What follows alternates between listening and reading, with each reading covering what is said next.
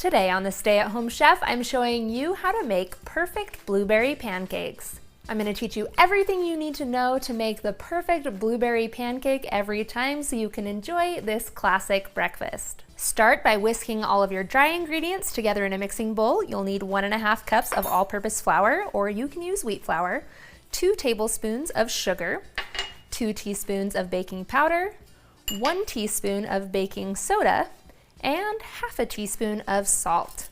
Whisk this together. Then we'll whisk in our wet ingredients, starting with 1.5 cups of either milk or buttermilk. Buttermilk will give you a bit of a fluffier pancake, 2 large eggs, and 1/4 cup of melted butter.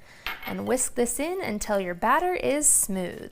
Last, we're gonna fold in about 1/2 cup to 3/4 cup of blueberries, and you can use either fresh blueberries or frozen. If you're going to use frozen blueberries, I recommend thawing them, draining them, and patting them dry to remove as much of that extra moisture as possible. Then I'm going to use a 1/4 cup measuring cup as my scoop and scoop up some of the batter, and then scoop it onto a non-stick griddle.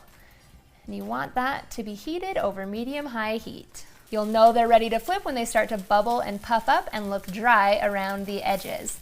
Then just give them each a flip. Then cook the other side until it is golden brown as well. I like to serve mine up hot with a pat of butter and some blueberry syrup.